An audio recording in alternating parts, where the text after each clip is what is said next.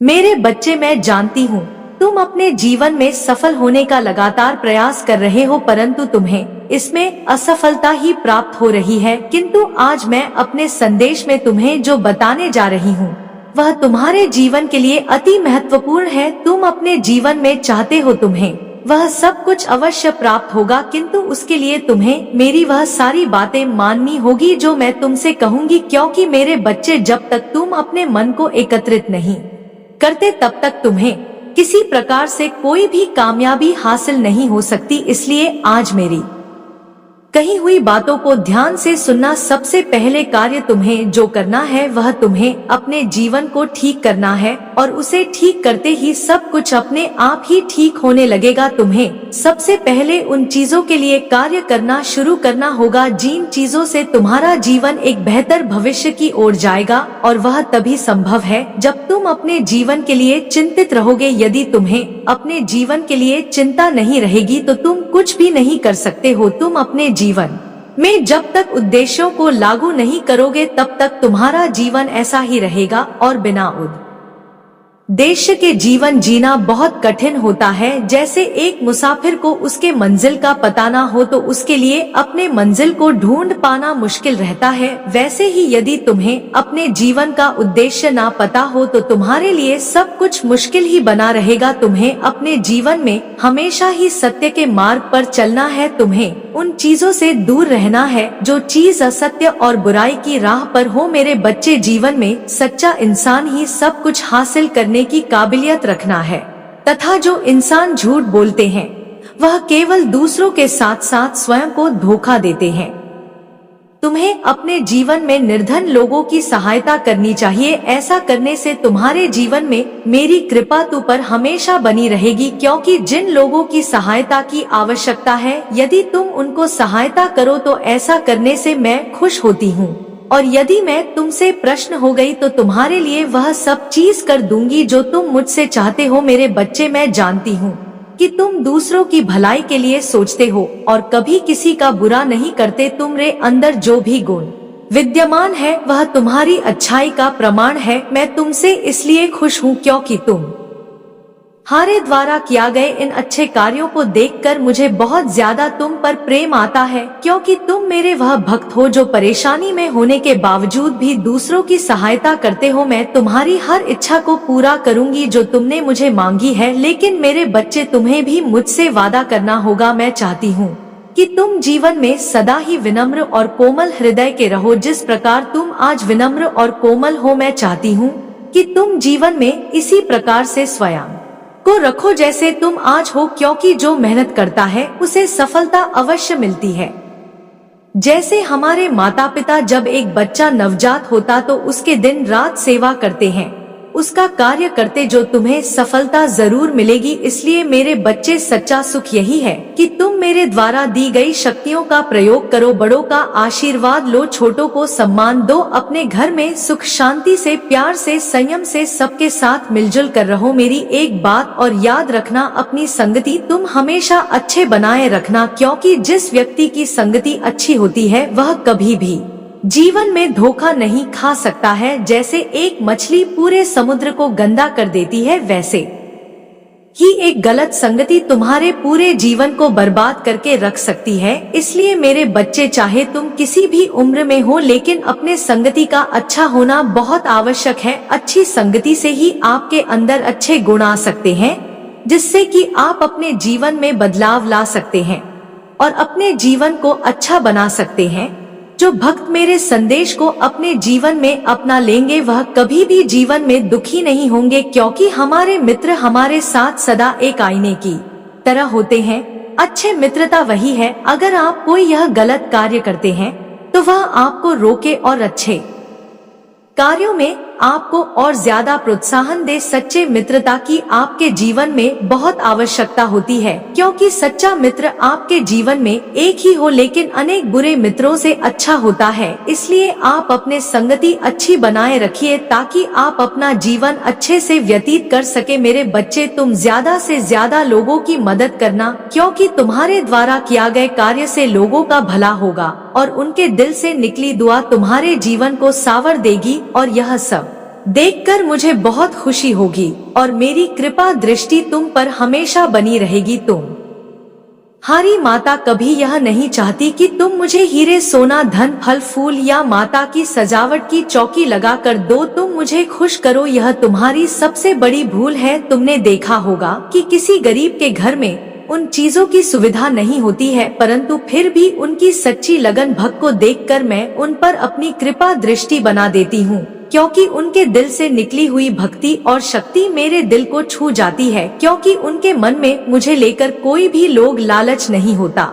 मेरे बच्चे, बिना लोभ से किया गया कार्य जीवन में तुम्हें ऊंचाइयों तक ले जाता है, और यह तुम भी जानते हो। यदि तुम सच्चे भक्ति और सच्ची लगन के साथ कोई भी कार्य को करो तो तुम्हें उसमें सफलता अवश्य मिलेगी। तुम तो यह जानते हो कि मैं तुमसे ज्यादा समय तक नाराज नहीं रह सकती हूँ, क्योंकि तुम मेरे बच्चे हो और एक माँ अपने बच्चे को ऐसे दुख में नहीं देख सकती है। तो तुम यह कैसे सोच सकते हो कि मैं तुमसे नाराज होकर तुम्हें छोड़कर चली जाऊंगी। मेरे बच्चे, मैं हमेशा तुम्हारे साथ हूँ। तुम्हारे जीवन में हमेशा सभी का सम्मान करना चाहिए, क्योंकि अगर तुम दूसरों का सम्मान करते हो तो तुम खुद भी सम्मान पाने के हकदार होते हो। और जो व्यक्ति आपका सम्मान नहीं करता, तुम्हें उससे दूरी बनाकर चाहिए, क्योंकि तुम्हारा आत्मविश्वास का सम्मान ही तुम्हारे जीवन में आगे बढ़ता है। कभी भी किसी के सम्मान को ऐसी चोट ना पहुंचाए कि वह आपका नाश करने पर ही उतारू हो जाए। मेरे बच्चे, याद रखना, हो सकता है किसी के सम्मान को ठेस पहुंचाकर आपके हृदय में थोड़ी खुशी आ जाए, लेकिन जब समय का बदलाव होगा तो फिर आपके जीन से चैन खुशी चले जाना निश्चित है। हम कई बार जीवन में बहुत जल्द सफलता चाहते हैं, जैसे कि जुआ या कोई खेल जिसमें धन लगता है, और मनुष्य भूल जाता है कि जुआ एक ऐसा दलदल है जिसमें वह एक बार गिरे तो सर्वनाश होना उसका निश्चित है। मेरे बच्चे, मैं चाहती हूँ कि तुम मेरा आशीर्वाद लो, और अगर तुमने मेरी बातों को अपने जीवन में अपनाया तो तुम्हें बहुत जल्द बदलाव देखने को मिलेंगे, और हो सकता है कि कुछ ही दोनों में तुम्हारी मनोवांछित इच्छाएं पूरी हो जाए। मेरे बच्चे, आज तुम्हारी माता तुम्हारे लिए एक बहुत ही महत्वपूर्ण और दुर्लभ संदेश लेकर आई है। यह संदेश तुम्हारे जीवन से जुड़ा हुआ है, तो इसे सुनना तुम्हारे लिए बहुत ही जरूरी है। आज का यह संदेश दिव्य लोक से सिर्फ तुम्हारे लिए भेजा गया है। सिर्फ तुम्हें ही इस संदेश के लिए चुना गया है। यदि यह तुम्हें प्राप्त हो गया है तो इसे स्वीकार करो, इसे अपने भीतर ग्रहण करो, क्योंकि माता तुम्हारे पास चलकर तुम्हारे लिए यह दिव्य संदेश लेकर आई है। तो क्या तुम इतना भी नहीं कर सकते हो? इसलिए मेरे बच्चे, इसे अनदेखा करके बिल्कुल भी मत जाना, इसे पूरा अवश्य सुनना, क्योंकि इसमें तुम्हारा वह सत्य है जो आज तक तुम्हें पता नहीं था। यदि तुम इस संदेश को अनदेखा करके चले जाते हो तो तुम्हारा बहुत भारी नुकसान भी हो सकता है, क्योंकि तुम्हारी माता तुम्हारे लिए कुशलता लेकर आई है, और इस मौके को यदि तुम अनदेखा करोगे तो अशुभ प्रकट हो जाएगी और तुम्हारे साथ अशुभ होने लगेगा। फिर अपनी माता को मत कहना, क्योंकि मैं तुम्हें जो भी बताने आती हूँ वह तुम्हारे जीवन से जुड़ा हुआ सत्य होता है। मेरे बच्चे, यदि तुम्हें अपनी माता पर पूर्ण विश्वास और श्रद्धा है तो इस संदेश को तुरंत लाइक कर दीजिए, और हमारे चैनल को सब्सक्राइब करके कमेंट में जय हो माता रानी अवश्य लिख दीजिए, और साथ ही साथ कमेंट में अपनी राशि भी अवश्य लिख देना, ताकि मैं तुम्हें राशि के अनुसार कुछ उपाय और जानकारियाँ दे सकूं, जिससे तुम्हारी समस्याओं का निवारण और अंत हो सके। मेरे बच्चे, तुम्हारी माता तुम्हारे लिए ऐसी योजनाओं और क्रियाकलापों का निर्माण करती रहती हैं, जो तुम्हारे लिए हितकर होती है और तुम्हारे भविष्य को उज्जवल बनाने के लिए पर्याप्त होती है, क्योंकि जो तुम्हारी माता का बनाया हुआ होगा तो वह होने वाला तो अवश्य है, उसमें कोई रुकावट तो उत्पन्न होने का नाम नहीं ले सकती है। मेरे बच्चे, अब न्याय की घड़ी आ गई है। अब तुम्हारे साथ न्याय होगा। जिसने भी तुम्हें पीड़ा दी है, जिसने तुम्हें दुख तकलीफ और तुम्हें सताया है, उनसे अब तुम्हारा न्याय लिया जाएगा, तुम्हें न्याय दिलाया जाएगा। अब तुम्हारी माता तुम्हें न्याय दिलाने के लिए आई है, क्योंकि आज तक तुम्हें सिर्फ पीड़ित और परेशान किया गया है।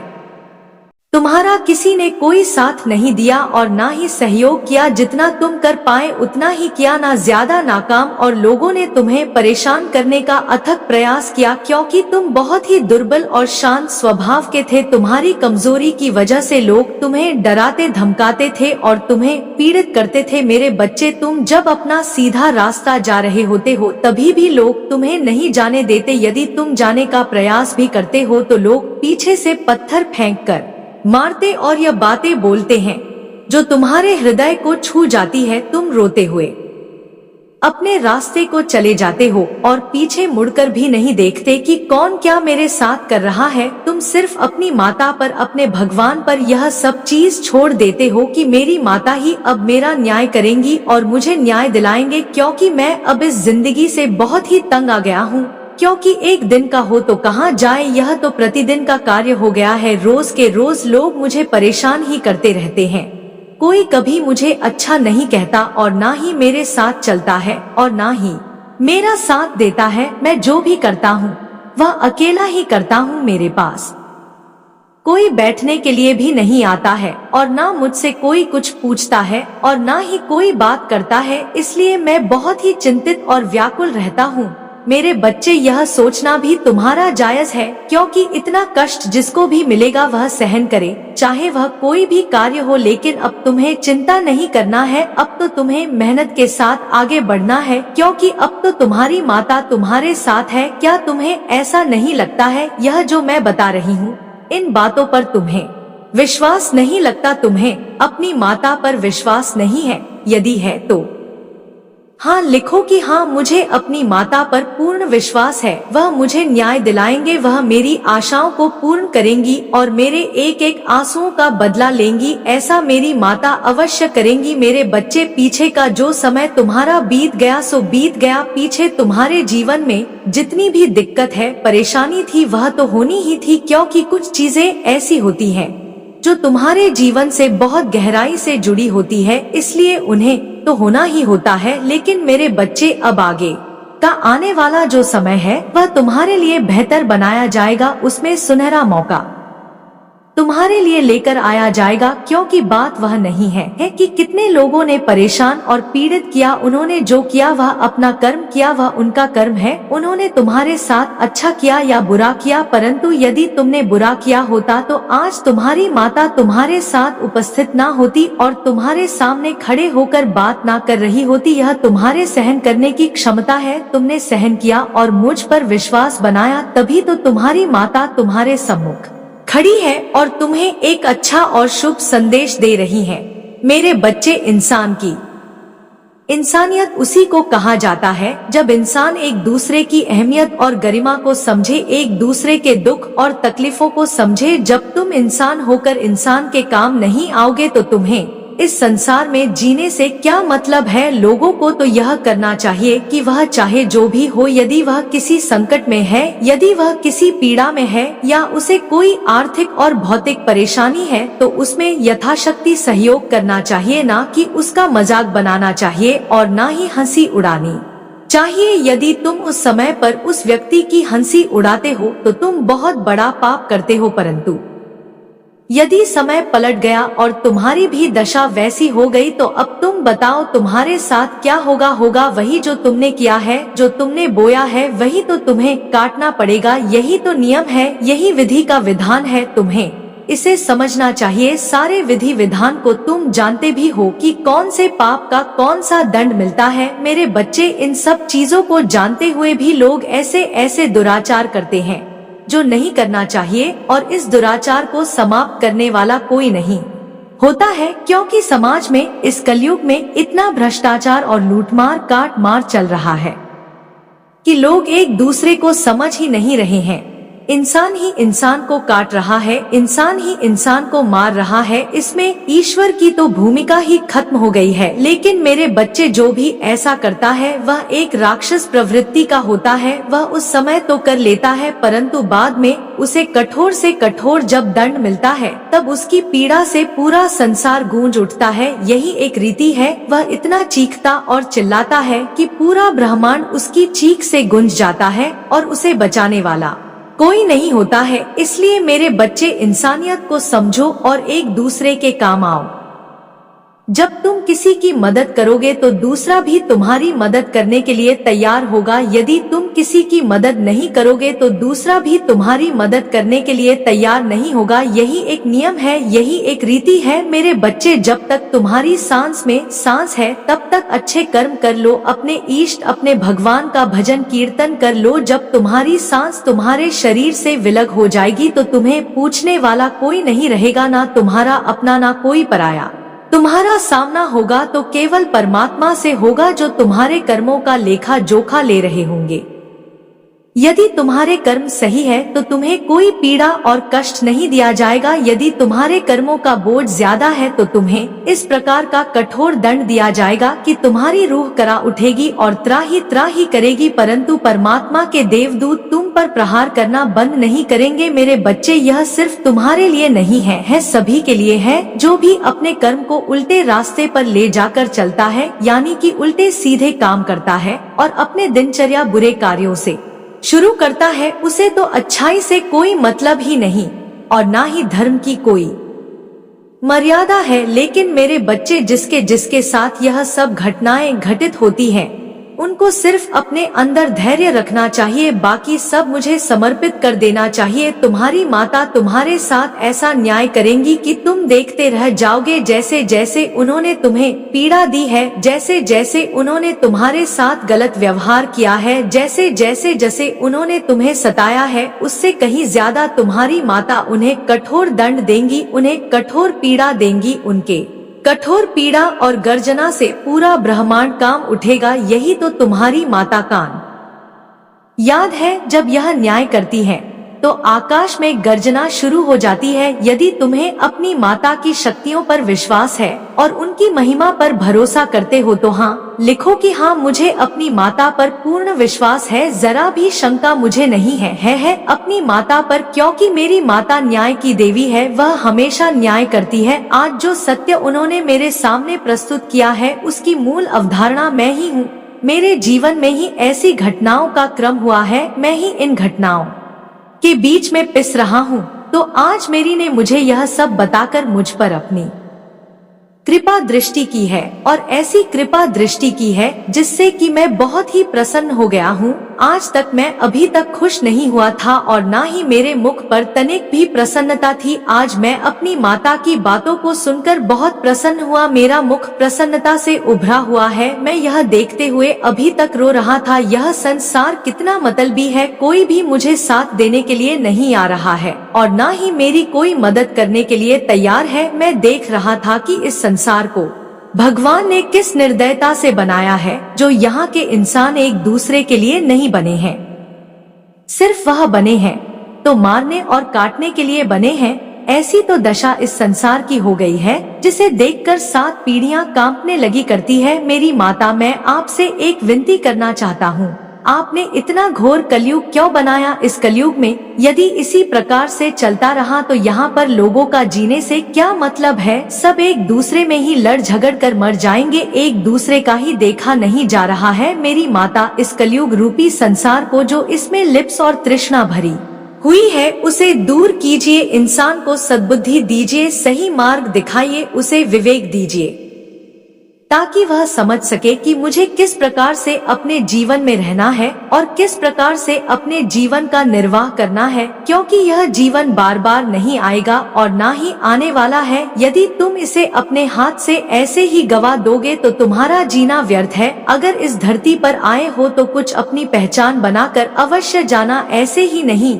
तुम्हारी कोई पहचान होनी चाहिए, उसके लिए तुम्हें संघर्ष तो करना ही पड़ेगा, मेहनत तो करनी ही पड़ेगी, तभी तो तुम्हें सब वह चीज मिल पाएंगी जिसके तुम हकदार हो। मेरे बच्चे, अब तो तुम्हें किसी बात की चिंता नहीं होगी, क्योंकि अब तुम्हारी माता तुम पर अपनी कृपा की ऐसी दया दृष्टि कर रही है जिससे तुम्हारा जीवन चमत्कारों से भर जाएगा। तुम्हारे जीवन में ऐसा चमत्कार होगा कि पूरी काया पलट हो जाएगा और तुम एक सक्षम और सज्जन व्यक्ति बन जाओगे। मेरे बच्चे, आज के दौर में लोगों को समय कहाँ है, मैंने तुम्हें स्वयं शक्तियाँ दे रखी है और बुद्धि भी दे रखी है, क्योंकि तुम मुझ पर सबसे ज्यादा विश्वास करते हो और मेरी पूजा आराधना करते समय तुम्हारे मुख से निकले हुए एक एक शब्द को मैं बहुत ही ज्यादा ध्यान से प्रसन्न मन सुनती हूँ।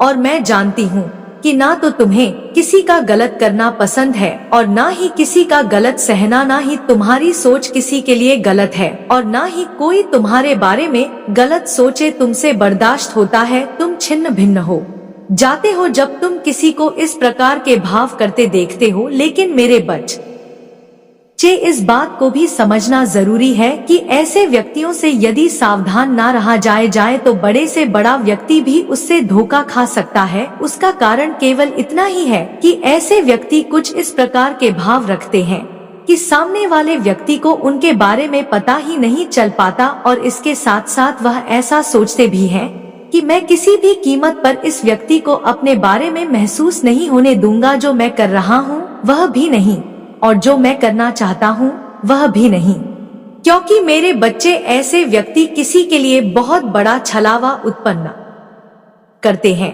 और धोखा देना ही उनका असली मकसद होता है। धोखे से भरे ऐसे व्यक्ति किसी के जीवन के लिए खतरा बनने में कोई कमी नहीं छोड़ते। वह केवल अपने जीवन के अलावा किसी के जीवन से उतना प्रेम नहीं करते और ना ही किसी के बारे में उतने अच्छी सोच रखते हैं। उनकी सोच केवल इतनी होती है कि यदि मेरा कार्य बनने के लिए मुझे किसी को धोखा देना पड़े, किसी को नुकसान पहुंचाना पड़े, तो मैं धोखा दे दूंगा और उसे नुकसान भी पहुंचा दूंगा, लेकिन अपने कार्य को अवश्य ही बनाऊंगा। ऐसी सोच ही उन्हें अग्रसर करती है, अर्थात उन्हें आगे बढ़ने का मौका देती है। तभी वह इस तरह के रास्ते पर चलने लगते हैं, क्योंकि मेरे बच्चे ऐसे व्यक्ति ना तो किसी देवीय शक्ति से डरते हैं और ना ही आने वाले समय से उनकी बुद्धि पूरी तरह से भ्रष्ट हो चुकी होती है, और ना ही उनके सोचने समझने की गति इतनी तीव्र होती है कि वह इस बात को सोच पाए कि जो वह कर रहे हैं उसका फल उन्हें अवश्य ही प्राप्त होगा, और जो फल उन्हें प्राप्त होगा वह उनके जीवन के लिए बहुत ही ज्यादा दुखदायी होगा। क्योंकि मेरे बच्चे, वह फल केवल फल नहीं होगा बल्कि उनके लिए एक दंड होगा। वह दंड जो उन्होंने किया, उनकी गलती पर उन्हें प्राप्त कराया जाएगा। लेकिन मेरे बच्चे, तुम्हारे लिए सबसे ज्यादा जरूरी बात बस इतनी है कि तुमने यदि सावधानी का इस्तेमाल नहीं किया तो निश्चित ही ऐसे व्यक्ति से तुम धोखा खा जाओगे और बाद में पछताने का मौका भी तुम्हारे हाथ से चला जाएगा। उसका कारण केवल इतना है कि जब बच्चा छोटे से बड़ा हो जाता है तो उसे पुनः छोटा नहीं बनाया जा सकता, क्योंकि उसका समय निकल चुका होता है। उसी प्रकार से यदि कोई बिगड़ जाए तो उसे पुनः बनाना इतना आसान नहीं होता, उसमें फिर काफी समय भी लगता है और हो सकता है कि वह कार्य उस प्रकार से बने ही ना। लेकिन मेरे बच्चे, यदि समय रहते सावधान रह लिया जाए तो इसमें कोई बुराई नहीं है और ना ही किसी व्यक्ति के लिए इस बात पर विचार करना कोई गलत बात है। किसी ऐसे व्यक्ति का विरोध करना जो कि तुम्हें नुकसान पहुंचाना चाहता है कोई गलत बात नहीं है, बल्कि तुम्हारे जीवन के लिए सबसे ज्यादा जरूरी यही है कि तुम स्वयं की रक्षा स्वयं करो और खुद की रक्षा करने के लिए तुम्हें जो करना पड़े वह कर जाओ। उसमें ना तो तुम्हें किसी से डरने की आवश्यकता है और ना ही यह सोचने की कि कोई भी व्यक्ति तुम्हारे बारे में क्या सोचेगा, क्योंकि मेरे बच्चे, किसी की सोच से किसी को कोई फर्क नहीं पड़ता। यदि कुछ फर्क पड़े तो बस इस बात से कि उसके जीवन में कोई अनर्थ ना हो जाए और कुछ ऐसा गलत ना हो जिसका प्रभाव उसे उसके जीवन में भोगना पड़े। बाकी सब तुम मेरे ऊपर छोड़ दो, मैं स्वयं तुम्हारे साथ हूँ और तुम्हारी पल पल रक्षा कर रही हूँ।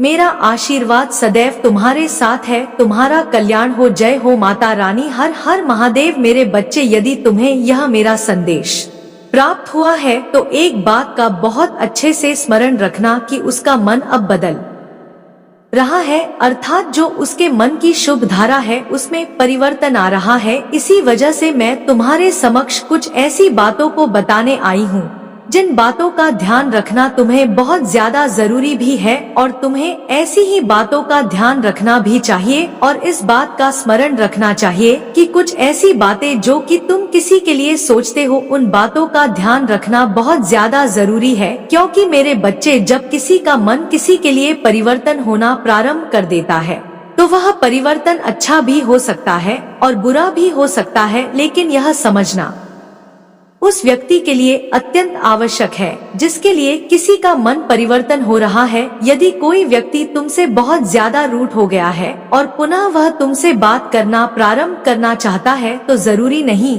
कि उसके मन में कोई लाभ भरा हो, यह जरूरी नहीं कि वह अब पहले से ज्यादा भावुक हो चुका है और भावनात्मक होकर के तुमसे जुड़ना चाहता है, अर्थात तुम्हारे जीवन में प्रवेश करना चाहता है, बल्कि सत्य तो यह है कि तुम्हारे जीवन में वह व्यक्ति जुड़ना चाहता है। उसके पीछे का क्या कारण है, उस कारण को जानना उतना ही जरूरी है जितना कि किसी के मन में एकदम से परिवर्तन आना असंभव है, क्योंकि मेरे बच्चे जिस व्यक्ति की प्रवृत्ति जैसी होती है वह व्यक्ति वैसा ही सोचता है, और जो जैसा सोचता है उसके मन में ऐसी कोई बात या ऐसी कोई भावना उत्पन्न हो रही है कि उस व्यक्ति से जिससे काफी समय से तुम्हारी वार्तालाप नहीं हुई है, उससे आज से तुम बात करना प्रारंभ करो तो उसके पीछे का कारण जान लेना चाहिए। मेरे बच्चे, आज मैं तुम्हें विस्तार से बताऊंगी और समझाऊं। सबसे पहले तो तुम्हें इस बात को समझना होगा कि किसी भी व्यक्ति का तुमसे दूर जाना उसका क्या कारण था, कौन सी वजह से वह तुमसे दूर गया। अर्थात यदि कोई व्यक्ति तुम्हें धोखा देकर दूर गया है और तुम्हारे साथ उसने पहले ऐसा कोई छल किया था जिसकी वजह से तुमने उसे अपने जीवन से दूर कर दिया और वह तुमसे दूर हो गया, तुम्हारे हृदय को इस बात का आभास था कि उसने कहीं ना कहीं कोई ऐसी गलती की है जिसकी वजह से तुम उसके साथ उसके जीवन से जुड़कर नहीं रह सकते और तुम्हें उससे दूर हो जाना चाहिए। क्योंकि मेरे बच्चे, ऐसे व्यक्ति के साथ रहना खतरे से खाली नहीं होता जिसके मन में छल भरा होता है और जो छलावा लेकर जीवन को जीता है कि थोड़ा समय निकालकर ज्ञान की बातें ले या फिर अपनी माता का संदेश सुन ले। उन्हें तो अपने काम से ही फुर्सत नहीं है, परंतु जब कोई दिक्कत आएगी तो वह भगवान को याद करेंगे। जब तक उनके जीवन में खुशियाँ रहेंगी तब तक मुझे याद नहीं करेंगे, और जब दिक्कतों का सामना देखेंगे तब जाकर मेरा स्मरण करेंगे। यही तो सबसे बड़ी भूल है, क्योंकि यदि तुम मुझे पहले ही याद कर लो, मुझे पहले ही अपनी समस्याओं का विवरण बता दो, तो तुम्हें कोई दिक्कत होने ही नहीं पाएगी। मेरे बच्चे, यदि तुमने मेरे लिए कुछ समय निकाला है या मेरे लिए तुमने रुपए खर्च किए हैं, तो उसका मैं कई गुना करती हूँ। मैंने तुम्हारा समय लिया है तो वह तुम्हारा बर्बाद नहीं जाएगा, उसके बदले में तुम्हें उससे भी कहीं ज्यादा दे दूंगी जो तुम्हारे जीवन के लिए पर्याप्त होगा और तुम्हारी भूख शांत करने के लिए ही पर्याप्त होगा। मेरे बच्चे, तुम्हारा परिवार भूख से तड़प रहा था, तुम्हारे घर में दीपक नहीं जल रहा था, तुम रात दिन रोते रहते थे, ऊपर से लोग तुम्हें परेशान करते थे, फिर भी तुमने कम नहीं किया और ना ही अपनी हिम्मत को टूटने दिया। तुम्हारी हिम्मत और दिन प्रतिदिन बढ़ती गई। तुम यह सोचते थे कि यह तो सब मूर्ख है, परंतु मैं तो मूर्ख नहीं हूँ। यह सब मुझे उलझा कर मुझे भटक रहे हैं, लेकिन मैं इनकी उलझन में भटकने वाला नहीं हूँ। मैं तो इनका सभी षड्यंत्र जानता हूँ कि यह मेरे साथ क्या करना चाहते हैं। मेरे बच्चे, तुम अत्यंत भाग्यशाली हो जो तुम्हारे लिए तुम्हारी माता न्याय का प्रस्ताव लेकर आई है और तुम्हारे न्याय का समय भी बताने आई है। तुम्हारे भाग्य की प्रशंसा करनी चाहिए, क्योंकि तुम्हारी माता स्वयं किसी के पास चलकर नहीं जाती है। कोई ऐसा प्रिय भक्त होता है जो उनकी आराधना करके उन्हें प्रसन्न करता है और बुलाता है, तभी वह जाती है। परंतु छोटी भक्ति करने वाले के पास भगवान इतनी आसानी से नहीं जाते हैं, परंतु कृपा अपनी अवश्य रखते हैं। अगर अपनी माता की जो भक्ति कर रहे हो तभी तुम्हारी परीक्षा अवश्य लेंगे। उस परीक्षा में यदि तुम पास हुए तभी तुम्हें दर्शन प्राप्त होंगे, क्योंकि ऊपर के मन से तो सभी लोग भक्ति करते हैं, परंतु अंदर के मन से कौन कितनी भक्ति करता है और कितनी शक्ति सहन करने की क्षमता उनके भीतर है। इसलिए परीक्षाएं तुम्हारी माता तुम्हारी परीक्षा लेने लगती है, तो तुम्हारा समय इस समय परीक्षा की घड़ी ही चल रही थी। तुम्हारा समय परीक्षा में ही व्यतीत हो रहा था। मेरे बच्चे, यह मत सोचो कि तुम्हारी माता तुम्हारे साथ ही परीक्षा क्यों ले रही है। वह तो सभी की परीक्षा लेती है। अगर परीक्षा के लिए कुछ नहीं देती है, उसके लिए तुम्हें शांत रहना ही पड़ेगा। जो तुम्हें परेशान करते थे वह यह नहीं जानते थे कि तुम्हारे ऊपर किसकी कृपा और आशीर्वाद है। यदि वह जान जाते तो तुम्हें परेशान करने का सपने में भी नहीं सोचते, क्योंकि तुम्हारी माता का क्रोध यदि जागृत हो गया तो सर्वनाश किसी भी क्षण हो सकता है। तुम्हारी माता फिर किसी की प्रतीक्षा नहीं करेंगी और ना ही क्षमा करने का अवसर देंगी, तत्काल विनाश प्रारंभ कर देंगी। सभी लोग जानते हैं, इसलिए कोई तुम्हारी माता की भक्ति करने वालों से लड़ाई नहीं करता है। मेरे बच्चे, तुम्हारा शत्रु तुम्हें साधारण समझते थे। वह यह नहीं जानते थे कि तुम कोई साधारण मनुष्य नहीं हो, तुम तो एक दैवीय ऊर्जा से परिपक्व मनुष्य हो। तभी तो तुम्हारे भीतर इतनी सहन करने की क्षमता है। मैंने आज तक कभी नहीं देखा है कि कोई व्यक्ति इतना सहन कर सकता है। लोगों ने तुम्हें इतना सताया, पल पल तुम्हें रुलाया, फिर भी तुम्हारे मुख से उफ की आवाज नहीं निकली। लेकिन मेरे बच्चे, अब समय आ गया है। अब तुम्हारे एक एक आंसुओं का बदला लिया जाएगा। तुम्हारे जितने भी शत्रु हैं, जिन्होंने तुम्हारे मार्ग को रोकने का प्रयास किया, तुम्हारे कार्य में व्यवधान उत्पन्न किया और तुम्हारी व्यवस्थाओं को अंग भंग किया और तुम्हारे सभी कार्यों को निष्फल करने का दुस्साहस किया, उन सभी चीजों का अब बदल लिया जाएगा। वह भी उसी प्रकार से रोएंगे जिस प्रकार से उन्होंने तुम्हें रुलाया है। तुम्हारे विपक्षी, तुम्हें परेशान करने वाले खून के आंसू रोएंगे। इस प्रकार से उनके घर में विनाश का तांडव होगा कि उनका घर उत्साह करके तबाह हो जाएगा। विध्वंस की अपनी अग्नि में भस्म हो जाएंगे, क्योंकि उनके भीतर जो जलन की भावना है वही उन्हें जलाकर भस्म कर देगी, चाहे वह जैसी भी हो, परंतु वह तो उनके ही भीतर की अग्नि है। मेरे बच्चे, तुम्हारी माता तुम्हारे दुख के लिए बहुत चिंतित होती है। जब तुम्हारे दुख को मुझसे नहीं देखा गया, तब जाकर मैंने यह फैसला लिया कि अब मेरे भक्त को दर्शन देना पड़ेगा, क्योंकि उसने बहुत परेशानियों को झेल लिया है। उसके घर में अब बहुत सारी समस्याएं हैं। वह रोकर मुझसे प्रार्थना कर रहा है कि हे माता, मेरे घर में सुख शांति लाओ, मेरे घर में खुशियाँ लाओ। मेरे बच्चे, अब मुझे अपने भक्त के लिए कुछ ना कुछ तो करना ही होगा। मैं अब अपने प्रिय भक्त को बहुत ही आशीर्वाद और आशीष रूपी वरदान दूंगी। एक ऐसा वरदान दूंगी जो उसके सभी कार्यों को पूरा करेगा और उसके गुप्त विपक्षियों का नाश करेगा। जो भी उसके बारे में बुरा सोचेगा वह पहले ही नष्ट हो जाएगा। वह मेरे भक्त तक पहुंच ही नहीं पाएगा, क्योंकि मेरे बच्चे, आज के समय पर यदि कोई व्यक्ति ऊपर की ओर उठ रहा है तो उसे नीचे खींचने वाले लोग बहुत सारे होते हैं। ऐसा ही तुम्हारे साथ हुआ है।